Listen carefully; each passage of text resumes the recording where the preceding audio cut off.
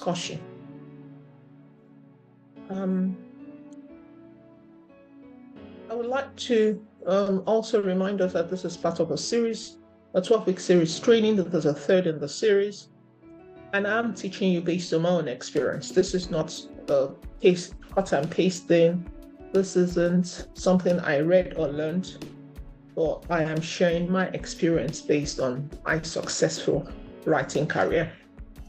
Please do note that everybody has their writing styles.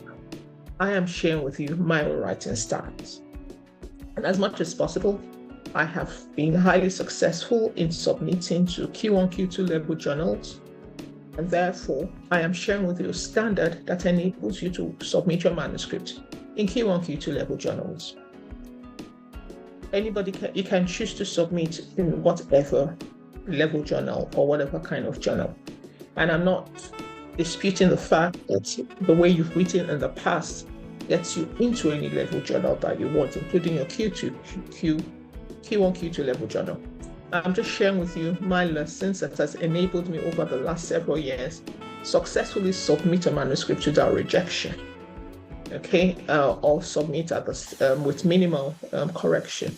So that's what I'm sharing. I'm not disputing, and everybody has their style. Your style is okay. I'm sharing with you my style. It's also very important to know that we have personal goals in terms of manuscript publication. Some of us want to publish just once a year. Some of us want to publish multiple manuscripts multiple times a year. Some of us just want to accumulate publication for our promotion, while there are others that want to publish because they want to be in the international space, contributing to knowledge and being recognized for that. I am sharing also to enable you to do whatever it is that you want to successfully do, but there's no way you adhere to the standards I'll be sharing with you, because they're international standards that would not make you visible in the international space. So it's very important to first note that when you're writing good manuscripts, like everything in science, there's an ABC to it. And therefore, if you're going into Nature, you're going into Lancet, you're going to a Q1 level journal, Q2 level journal, adherence to those standards is what they look for. They look for that at the screening stage, and then the content is what they look for when it's sent out for peer review. I repeat, adherence to that standard is what they look for in the screening, at the point of screening. And then once you've passed the screening stage and they decide to send your paper for peer review, the content is what they look for. So there's a formula, and there are things that are expected to be seen. Who does the screening? The editor does the screening at the point of submission, and only when you pass the screening will they move it to peer reviewers. So there are things you should adhere to at the point of submission. We will, down in the series of training, will tell you what are the things you should do at the point of submission, including the content of your cover letter. Your cover letter is not to be taken for granted. There are things that should be in your cover letter, and then, of course, what it means what it means to write a good abstract that will enable them to pass you to the next. Visibility is also very important, and that's why writing good manuscript matters. More and more, your H-index ranking is becoming relevant. If you want to move jobs between academia, your H-index is something that they will look for. Even in Nigeria, if you want to be a member or a fellow of any academy, they are starting to ask about H-index ranking. So whatever fellowship you are, they will ask what's the H-index ranking is also a bar that is currently being used. I encourage you also to get in the social media spaces, Facebook, Twitter, Instagram, whichever, which one else? LinkedIn. It's very important. Those are academic spaces. ResearchGate, look, Orchid. You must get an Orchid number. Please be there. If you are on a university website page, please update your presence on the website page, because it affects your visibility and affects the relationship with you. If you are communicating and you're not communicating with your university email address, it takes away, it distracts from your reputation. People usually do not like engaging with Yahoo, Gmail. Those are public spaces. Or you write your email address and you write it like something like Tom John Brown, those kind of funny names that doesn't have an identity with you. It becomes an issue. So please also always update your CV. One of the things I see with people with CVs that they want to update it at the time when they need to submit it for something, and then you start to find that you have a problem with calling them anything. So continuously update your CV as the events are unfolding, rather than waiting for you to recall things that you need to put in your CV. As events are unfolding, just update your CV. Those are little things that matters for you as a researcher, and also affects things. For example, I think this week, about 2 days ago, I just got a mail from WHO saying they want me to be part of this. It's because I'm in those spaces that they can just check you up and say, yes, it's important that you're there. So please take it seriously that you have to be visible in these days and era. Our session today wouldn't be very long. It's a short piece. What I'm going to do is introduce you to the concept of manuscript introduction, how to write the introduction, and then we'll look at a manuscript, my manuscripts, and go through it, and I'll highlight what I want to say. Once again, the introduction is very brief. It's not, when I share this, I say if you have 5 pages, a manuscript of 5 pages, your introduction is 1 page. Your methodology is 3 pages. And then maybe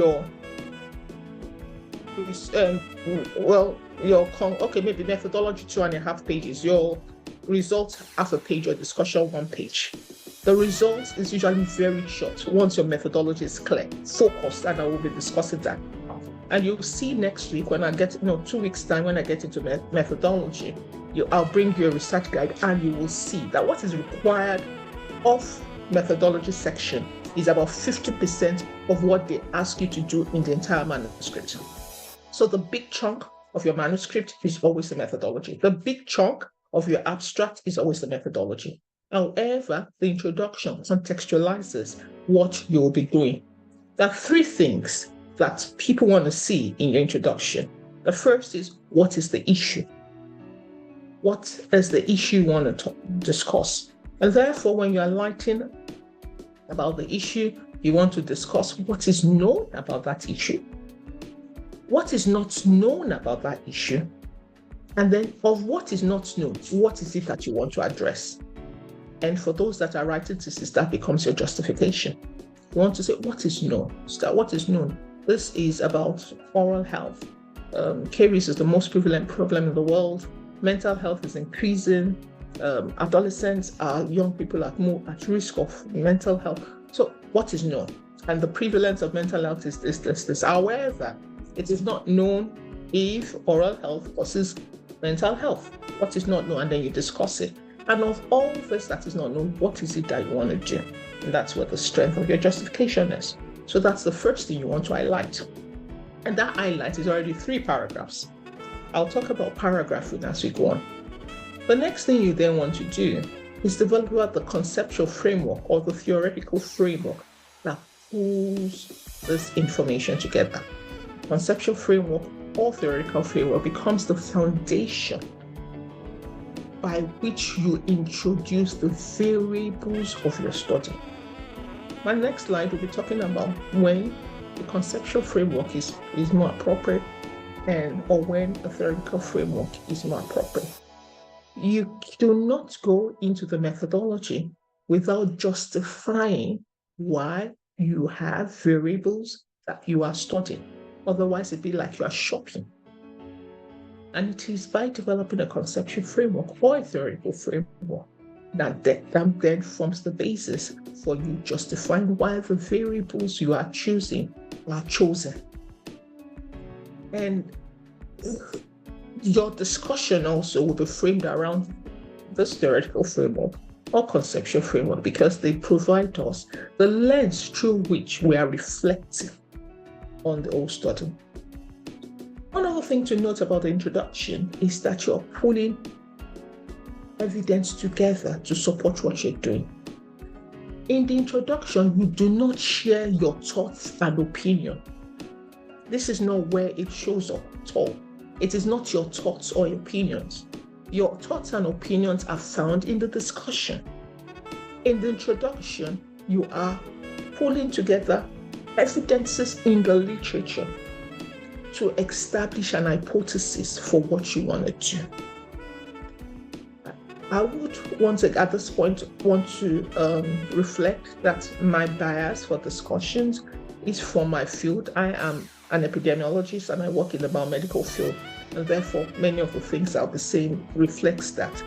Please adapt it, and if you have queries with respect to what I'm saying, please ask questions, especially those in lab sciences or those in arts. Please adapt, and when there's a problem, please ask questions. Okay. So once again, your conceptual framework or theoretical framework forms the basis to justify why the variables you want to study is there. And once you've justified that, then you can clearly state your study objective and hypothesis. In 2 weeks' time, we'll be talking about study objective and hypothesis. For this week, we'll be looking at introduction. Next week, Dr. Alade will be taking you through conceptual framework and theoretical framework. What does this mean? How do you develop it? Those in social science will have no problem with what I'm saying, no problem at all. But those in biological sciences may likely have problems because there isn't a foundation around thinking through theoretical frameworks or conceptual frameworks, even in the fellowship exams that many people take. I recall when I was working with my supervisee about 2-3 years or 4 years ago, and I couldn't go forward without him doing the theoretical framework. I was just informed this doesn't have a basis, they should just remove it. I said, well, hold it, even if you can't put it in your project, you're going to put it in your papers. So those understanding are not there. But there is no way you're going to write in the Q1, Q2 paper, they're not going to ask you what is the framework for your work, they will ask. Okay, so let's start to look at that. What does this mean? When we reflect on a research gap during a theoretical framework, we have to take a decision which to use. Are we going to use a conceptual framework or a theoretical framework? Many times, if you are very competent, you can use both of it. But there are things that either one of them will more appropriate for. When you're using a conceptual framework, what you are saying is that there's existing evidence. There's existing evidence. However, I want to look at this existing evidence using another lens. That's what conceptual framework is. In effect, we have knowledge. Knowledge about this is existing. However, there might be knowledge gap based on population. For example, we know about high blood pressure in elderlies, but then there's high blood pressure in infants and toddlers. And there is no evidence on hypertension in infants and toddlers. Okay, a conceptual framework would be most appropriate to use to build the case for your variables for that. Or you might say, past analysis of the epidemiological profile of Harris, that's where I work up, has always used a denominator based on the population. The denominator had always been population based, whereas the denominator should be disease population based. So I want to do this one looking at disease population based analysis. So there's a gap in the methodology for the analysis that you are bringing up, and you have justified why that gap, why that analysis should be the way we should look at things. Or gaps in implementation, and this is where implementation science really comes powerfully. So we've been implementing this in northern Nigeria. We have never implemented this in southern Nigeria. Or this is something that has been done in Western Nigeria, Western Africa. However, the same problem occurs in Eastern Africa, and we have not looked at it and it's important to look at it because the profile differs based on XYZ. And then you use a conceptual framework to look at that. So in effect, when you use conceptual framework, there's a known, but there's a knowledge, there's a gap in knowledge. Then you use a conceptual framework. Theoretical frameworks, however, become more important when you're exploring what is not known. There's no evidence existing. And therefore, you have to justify why you want to bring these variables to explore.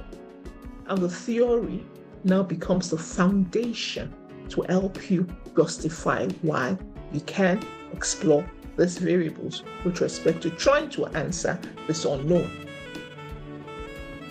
Usually, many times, when you build a conceptual frameworks may be peculiar for that study. Okay, the conceptual framework you will build will be peculiar for that study. It may not be adaptable for multiple studies. In theoretical framework, the theory you use is adaptable for multiple studies. It's just that you start to build your own. When we say framework, it means that you're bringing multiple theories to justify, to bring together the basis for which I want to explore these variables with respect to this. It might not be clear. I know a number of people might be listening, but please absorb this and know that next week, this is what the focus is. What does it mean to build conceptual framework or theoretical framework? So you might have a gap in concept, you might have a gap in perspective, you might have gap in methodology, gaps in theories. Then your theoretical framework starts to help you to evolve from something in that line. Once again, you will get to understand this better next week. But please feel free to ask questions. So what we're going to do now is that I'm going to bring up a manuscript and highlight the issues I've raised. I'm going to raise a manuscript and we'll go through it together. We'll identify the issues. When I talked about the manuscript, what are the things you look for? What are the things you write? We'll look through it, all this. So in effect, when you write a proper introduction, you would have a minimum of 5 paragraphs. And 5 paragraphs is enough. The first paragraph tells you about the subject, introduces us about the issue or the subject you're discussing. The next paragraph then tells us what is not known about the issue. And then the third paragraph kinds of justify why you want to study the issue. The fourth paragraph tells us about the conceptual framework and the theoretical framework that supports the decision to study, to support the variables that you're going to introduce into your study. And then the last paragraph is the study objective and the hypothesis. They will require you in a Q1Q to journal to place an hypothesis for testing. All right, so let me pull up the manuscript now, and then we'll go through it together so that we can probably see the issues I'm raising. So this is a study. I looked at oral health practices. Once again, I apologize. Like I said, I have a biomedical background, and therefore the examples I'll be giving is basically biomedical. And if you're struggling with application, please put the questions in the chat box. So this is a paper that I wrote with my colleagues that looks at oral health practices and oral health status as indicators of suicidal ideation among adolescents in Southwest Nigeria. And we will continue to refer to this manuscript throughout the 12 weeks. And you should have competency to critique the paper, because this paper as it is can be critiqued. It's not a perfect paper, and I can tell you where the problems are. But you should also be able to tell me where the problems are. Oh geez, where's the paper? Oh la la. Please give me a moment. I thought I had the paper. It seems I have just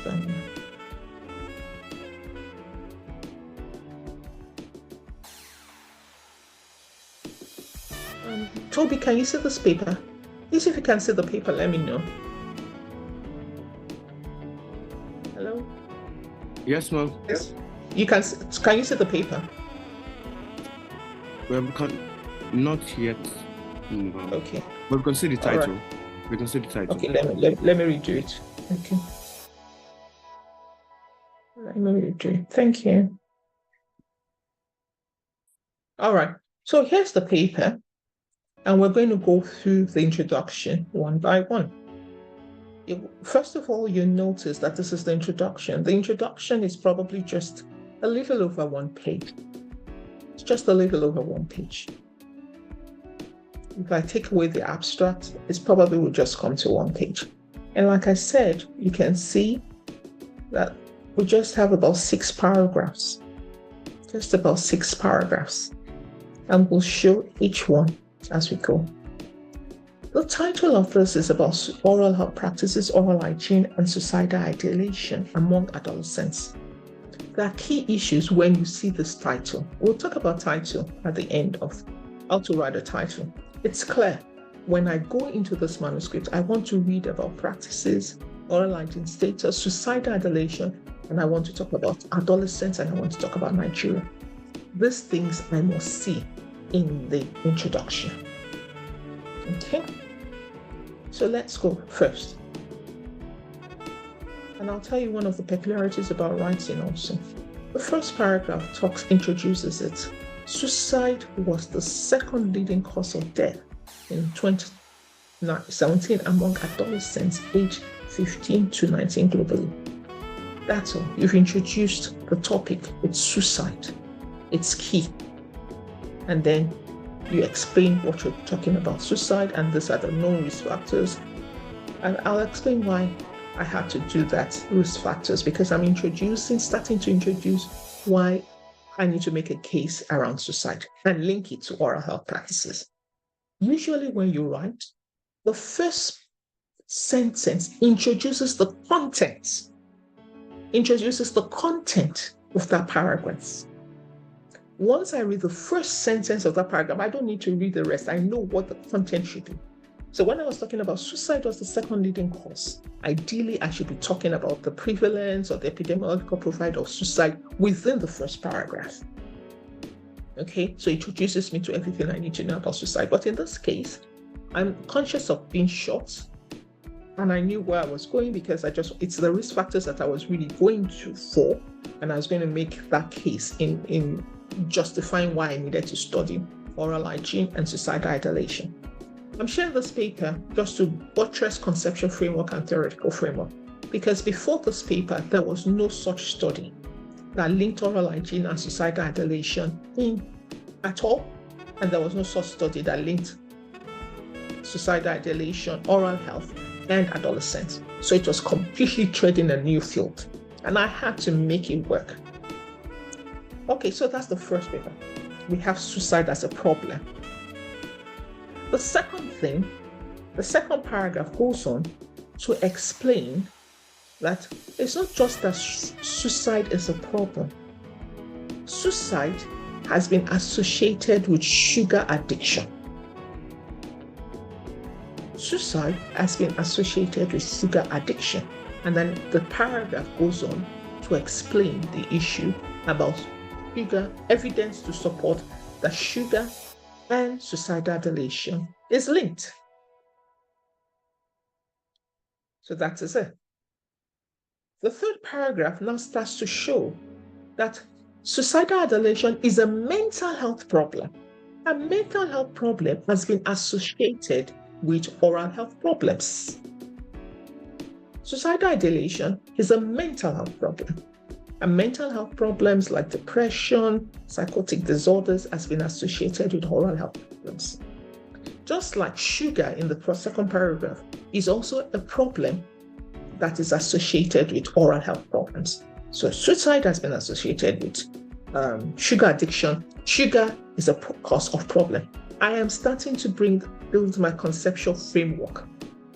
I'm starting to show why I need to study this. It's a little more complex when it's a subject that is completely new, as opposed to subject where there's known evidence. That is a lot easier to write. And then my fourth paragraph now comes to the justification. There's currently no study on the relationship between suicidal behavior and oral health. from African countries. There's currently, so that is the gap. That is the gap that I want to address. And then I go on to explain what it is. Now I need to explain the foundations for which that made me believe that there would be an association. What is it that makes you feel this is possible? It's a feasible problem. And that's why I bring my theories. So I bring the studies based on the theory of hopelessness, which links suicidal ideation or attempts with suicidal ideation attempts with pathological constructs such as depression and hopelessness, and the negative impact it has on people that are affected. Hopelessness causes low self-esteem, depression, and we know that low self-esteem and depression is associated with poor oral health care, and therefore it's a risk for poor health outcomes, oral health outcomes. So I have used a theory to justify what should be beyond reasonable doubt why this link is possible. This link is possible. And then I end up by discussing, highlighting my objective. The aim is to assess the association between suicidal ideation and oral health. And then I have my hypothesis. There would be a negative association between suicidal ideation and oral health practices, whereby poor oral health will be associated with higher level of suicidal behavior, with sex likely to modify the association between these variables. So I established an hypothesis. Okay, so you would see that everything, if there's anything I highlight again, I'll go back to the slide. When you have your introduction, you must address 5 things. 1, it must be very clear what the topic is, what you want to discuss. I want to talk about suicide as well as poor oral health. It's clear. 2, what do we know? Suicidal ideation has been associated with sugar addiction. Sugar addiction has been associated with poor oral health. Suicidal ideation is a reflection of mental health problems, and there's evidence about mental health problems also associated with poor oral health. What don't we know? We don't know about suicidal ideation and oral health problems among adolescents in Africa. So that's how I started to introduce Nigeria.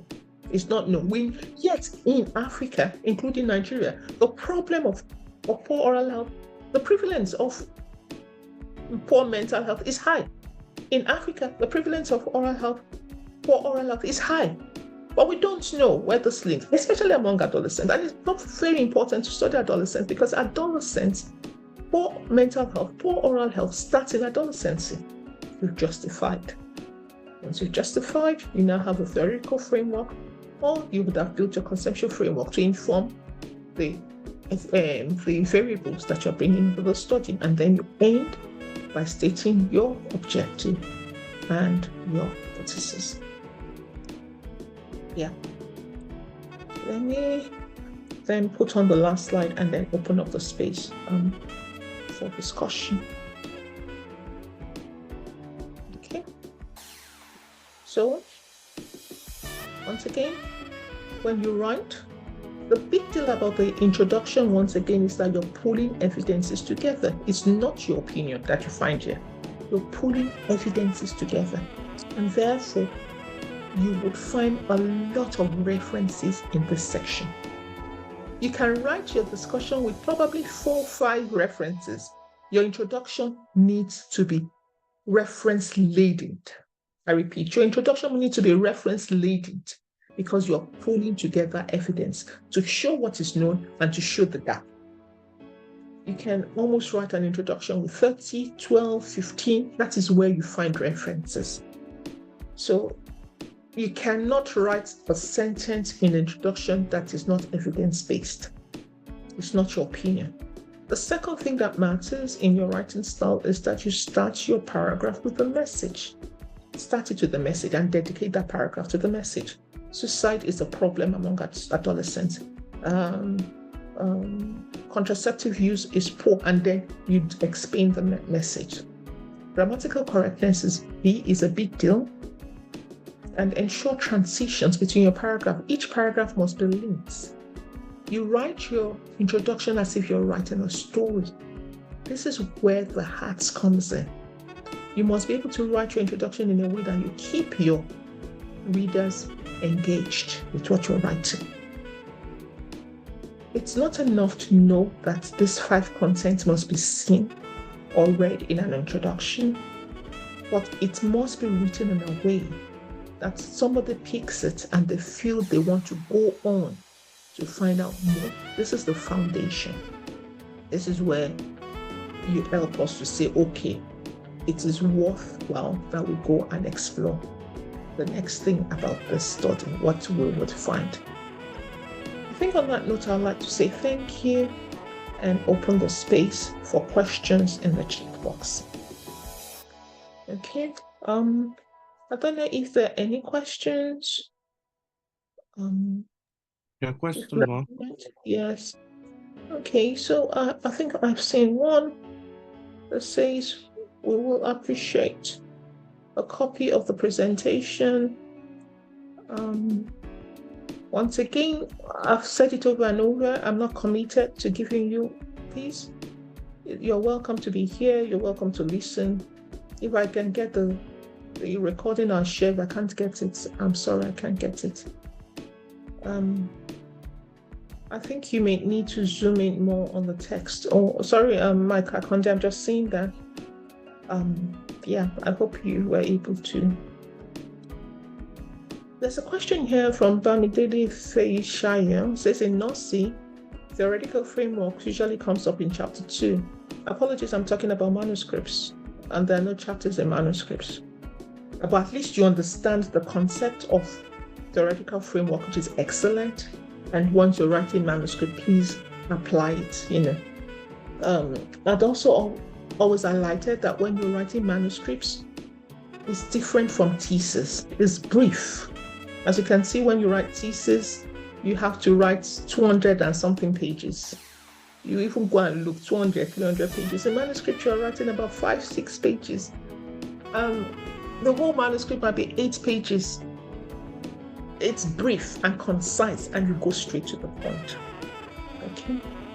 So it says, how will someone get literature to support the stack of novel problems? When you have a novel problem, you must have thought about why there's a problem. The problem doesn't just come up from the blues, it evolves from something. So you must generate evidence to support why you think you want to study it, okay? So there's nothing truly out of the blues. There's truly, the mRNA lady, she would say that mRNA lady that did the mRNA evidence to support mRNA vaccine production, she would say that the DNA whatever is not penetrating the nucleus, and she will provide the evidence. She will suggest that mRNA can penetrate the nucleus because of ABC. However, we need the evidence. That's how you put it together. That's why I said there must be a theoretical basis, not rather than a conceptual framework, because conceptual framework is based on a known.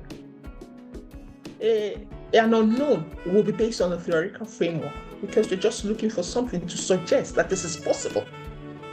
And the theory can help you suggest that something is possible. All right. And people have done it, so you can't do it. You can't do it.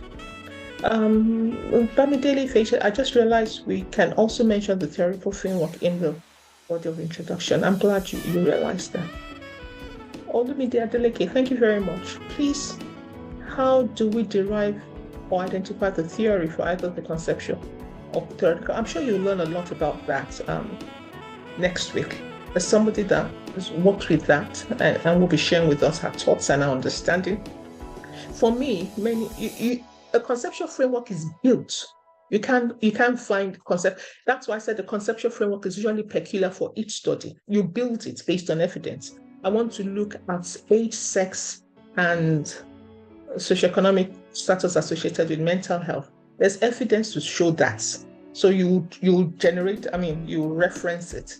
The only thing that is a gap is that they have not looked at it in children, in infants born 7 days old infants, and so I want to look at it. So you build your conceptual framework. Theoretical frameworks means that you're pulling theories to support the reason why this variable should come in. For example, if you look at that study, I looked at the theory of hopelessness, and I said, look, depression, low self-esteem are informed by the theory of hopelessness. So for this study, based on the theory of hopelessness, my variables will include things that look at low self-esteem, and depression, stuff like that, and suicidal ideation is also somewhere in that mix.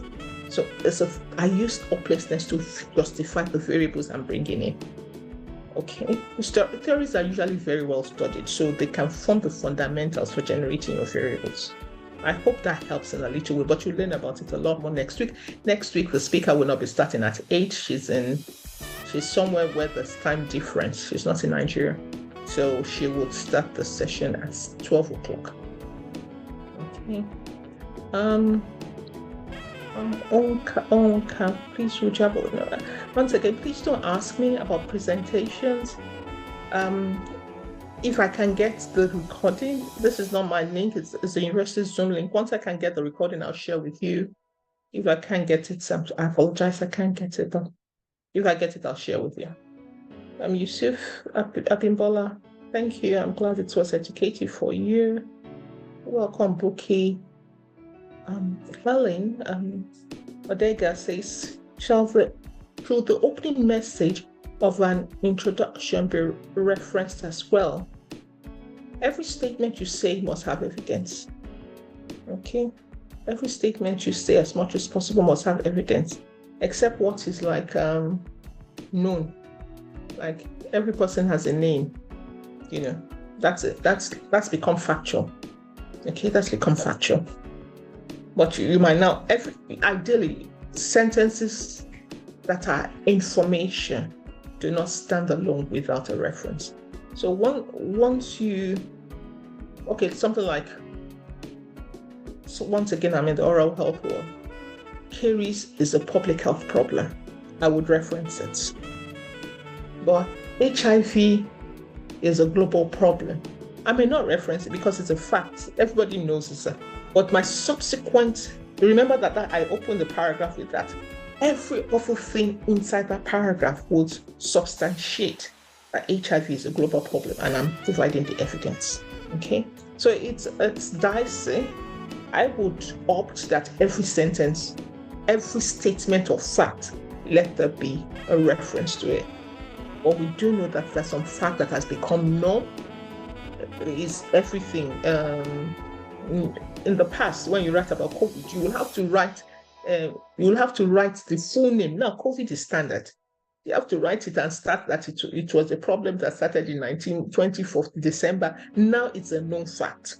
COVID is an epidemic. COVID is a global problem. I won't reference that statement because it's now an established fact. Okay, but before, if you still wrote about 2-3 years ago about COVID, you have to reference that. So there's a dicey point between every opening statement being introduced. I would stick, if I'm not clear, to always referencing everything I say. Okay. Thank you. Galaxy S22 Plus, please nobody should enter those places without naming your device. It's because there are problems with hackers, and I'm sure next week I might not allow people that do not have their devices named to come in. That's the problem with hacking. And you can see this is not a webinar. And once people start knowing that they can come here, you start. So please always name your device. So Galaxy S22 Plus says, did I hear that theories do better with gaps in the knowledge and conceptual frameworks? I'm not sure what you heard, Galaxy. I apologize. I truly don't know what you heard. Apologies. To better recaps in the known and conceptual. I'm not sure I said that.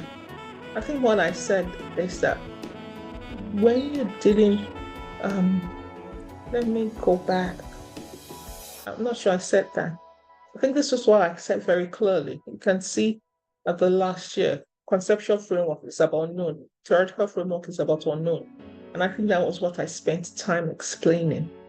Yeah, I'm not sure I said that piece that you said. I'm not sure, apologies. Yeah, sorry, I'm still looking at the questions.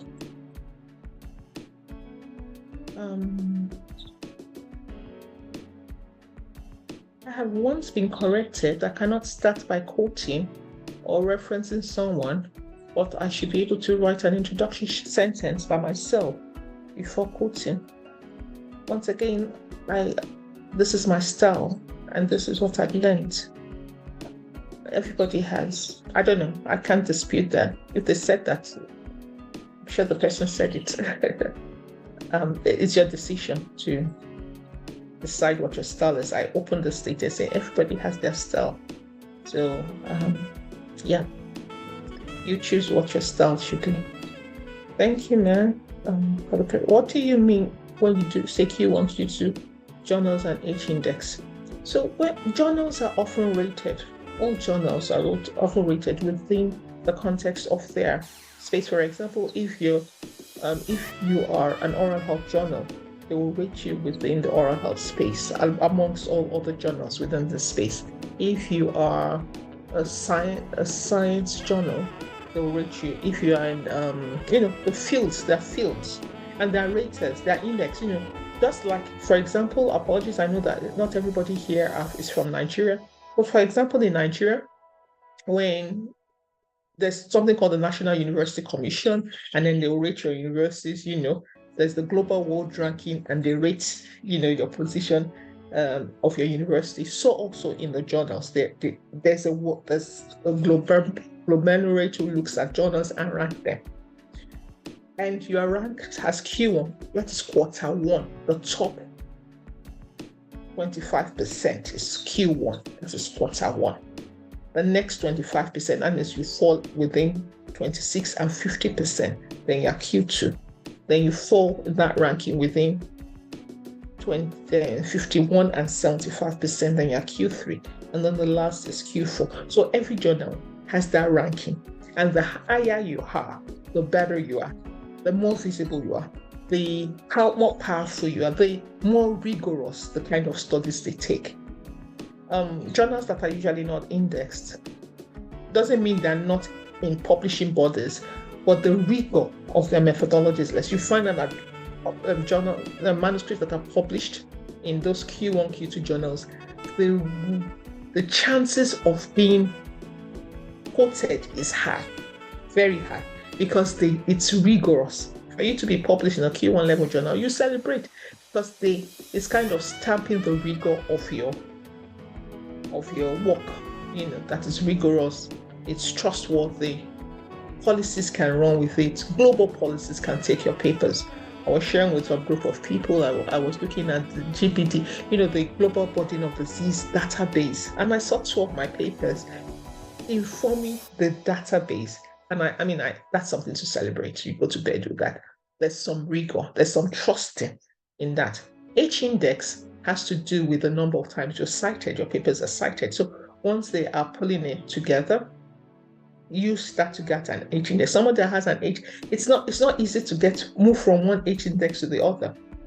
So if somebody has an H-index of 135, 250, it means that this is a very, very, very top journal, top researcher. So if you're H-index 1, H-index 2, you're starting to begin. You're a beginner. Many fellowship bodies in Nigeria that I'm aware of, the cutoff point is usually H-index 20, 25. So for you to become a member of an academy, it means you must have evidence of being a top scholar. And the H-index is the evidence of being a top scholar. And what is H-index saying? It says you have quite a number of your manuscripts that is being quoted for a minimum number of times. I think somewhere else during the training will teach you, we'll specifically look at how H-index is computed. I hope that helps in some way, Makinde or Mobolaji. Judith asks, I understand clearly why an ideal. Okay, thank you, Judith. I'm glad it was helpful for you. I'm also very happy, Kofo. Thanks for being here, Kofo. And that's the manuscript made sense. Welcome. Okay, I'm glad, Helen, that it did make sense. Shika asked a question. What if what you are bringing in the textbook stuff, or what? Yeah, there are ways to reference textbook stuff or statement on the internet. There are ways to reference them. So once it's somebody else's knowledge, you must reference it. You can't make it your own because it's not your own. The right thing is to reference it. And that's how plagiarism checkers can check that the statement is truly not yours. And even when it's truly not yours, you must rephrase it. You can't copy and paste. There's a minimum level of copy and paste that is allowed. If your level of copy and paste is above 27% in many manuscripts, many journals will just send it back.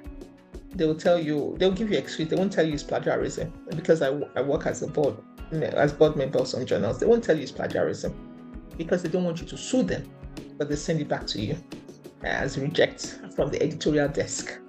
That's part of the screening they do at the editorial desk, which happens in Q1, Q2 journals because they have the facilities for it. But as you're going down the journals, they don't have those facilities for those plagiarism screening. And so that is why, their rankings has to go lower, and the ability to trust their production, the rigors of their production gets lower. So if I get published in Lancet, anybody will celebrate it because I've met all the rigors. And it's they consciously choose their peer reviewers at that level. They just don't bring anybody, not those kind of things that you see in your box and anybody is just asking you to come and peer review. No, they don't do that. They screen their peer reviewers. They ensure it's the top people.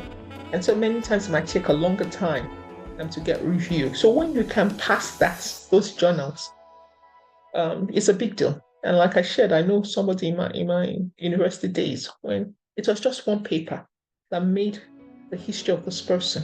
One paper, but of course they were answering an unknown. They're not just a mountain paper. They were answering an unknown. Pussy has a question. It says, thank you so much, Prof. Introduction has always been my nightmare. I've learned something very important. I'm really happy, Pussy, that this session could help address a gap. I tell you what, introduction can be complex, but once you learn the principles, that's why I started.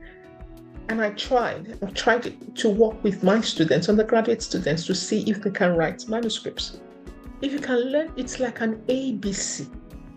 If you can learn the ABC, there's an ABC to it. So once you learn the framework, it's how to make that framework more,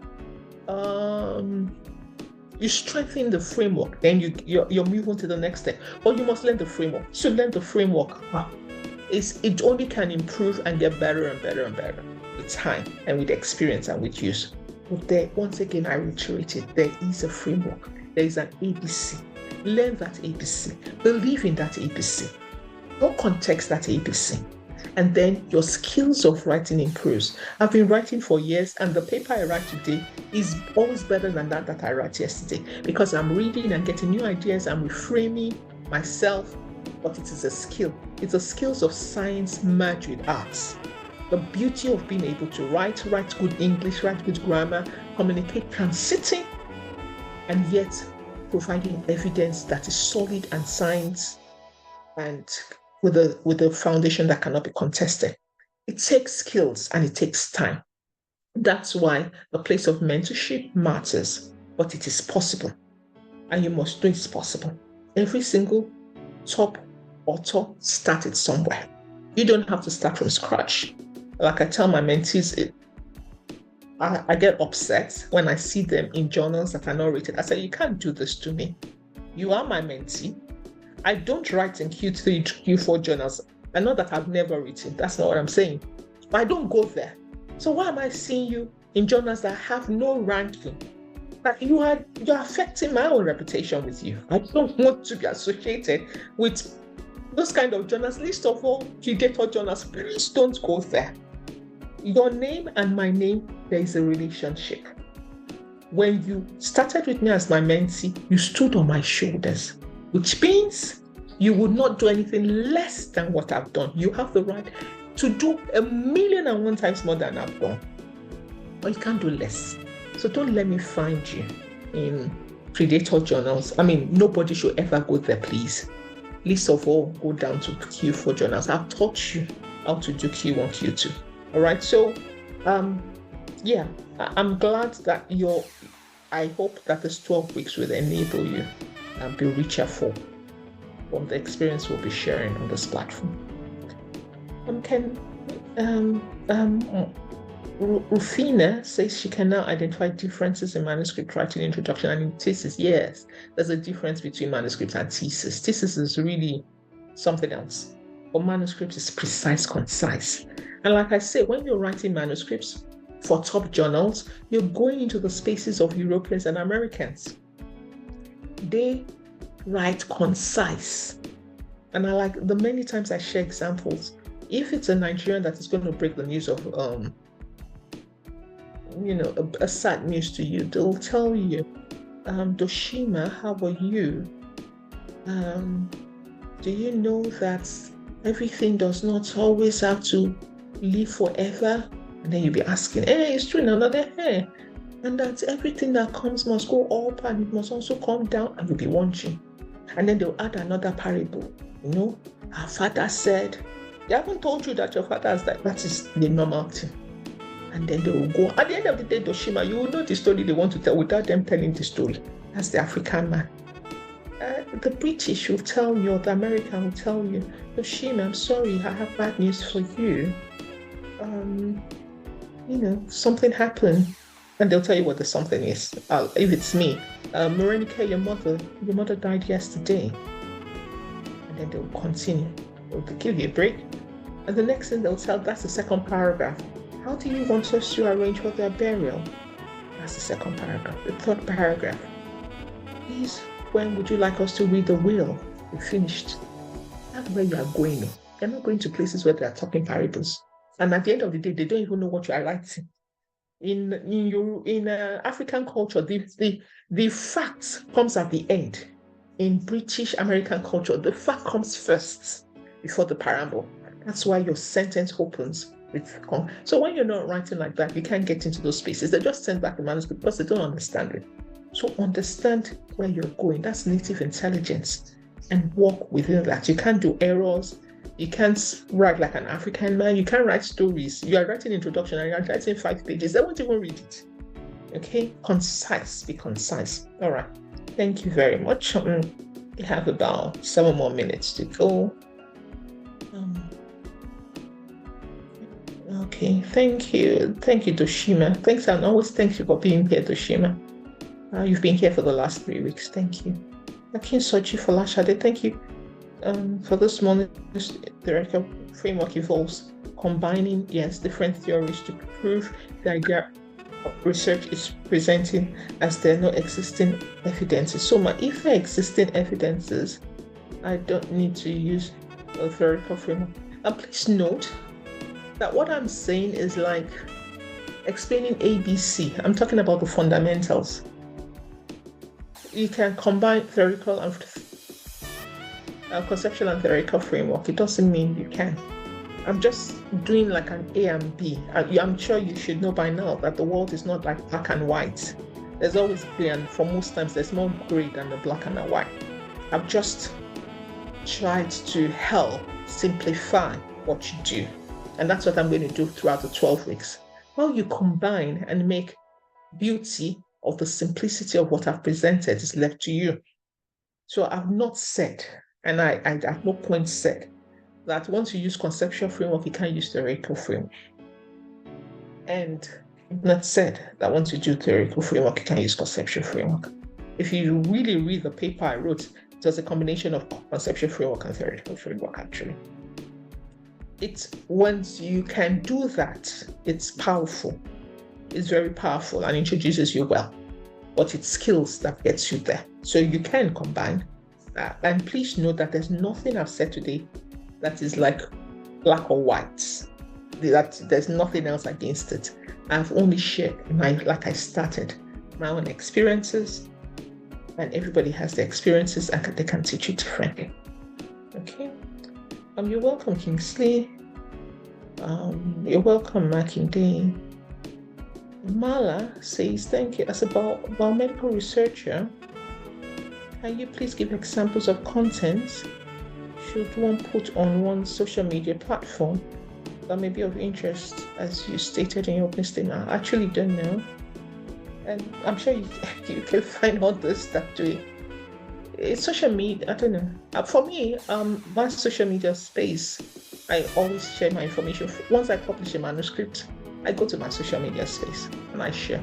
If you notice, for Q1, Q2 journals, they count altrimetric scores or something.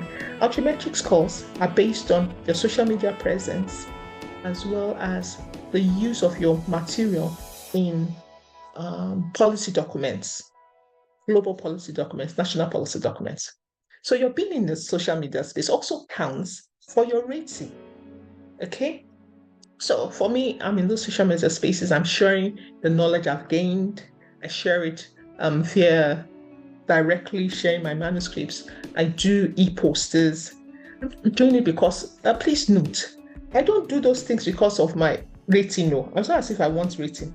Me, I want people to have the information that I have found for use. And I found out that in Twitter, people read. There's a lot of communication going on in Twitter. I found that as my strength. So I write in a brief, there isn't this. So once I publish, because I want people to know, I'm not writing paper so as to tick the number. I do social value research. And I want them to know that information so that they can use it. So I go to those spaces. So you have to find what is the content that makes your own space interesting for people to engage with you. And I'm sure you'll find it once you start doing it. You keep evolving. Anybody that is active, you keep evolving. You're never the same at any time. Thanks to Khadija. God bless you too. Ogidon, the institutions that encourage national, Nigerian local journals that are not indexed. Now, I kindly give advice on that. I mean, it's your institution. Yeah, so it's okay. You do what your institution wants. You also do what you want. It's a decision you have to make. Thank you so much for the great lecture. You're welcome. Can a journal published in a Predator journal be republished? No. Once you've published, it's published. You can't repeat. You can't repeat publication. Once it's published, it's published. So the only thing is, don't go back into Predator journals. Don't go there. Don't even go there. It's reputation damaging. It's also damaging to the world. You publish, there's not peer reviewed. The evidences are not strong, and you want us to build on it. Just don't go there. Don't go there. Don't go there. But once it's published, you let it go. It's history. It's part of your history. And some of the things I do, for example, things happen. I just don't quote it as part of my CV. I don't include some things as part of my CV. Things happen, and you don't necessarily want to rock the boat, but I don't include it in my CV. And thank you, Dalon. We just have about 1 more minute to go. Yes, Toshima, it's not cast in stone. It's just the fundamentals for you to build on and become a better version of yourself. Realize that brevity and clarity. Introducing section, take home what is known on. Thank you. I'm glad you had a take home message, Sharif. And yes, Toshima. Thank you, everyone. We're just on top of the hour. I'm glad you all found this very useful. I'm looking forward to seeing you next week. Once again, next week won't be 8 o'clock. You'll be learning a lot more about theoretical and conceptual framework next week. And that will be 12 o'clock. Have a wonderful day, everybody. Bye.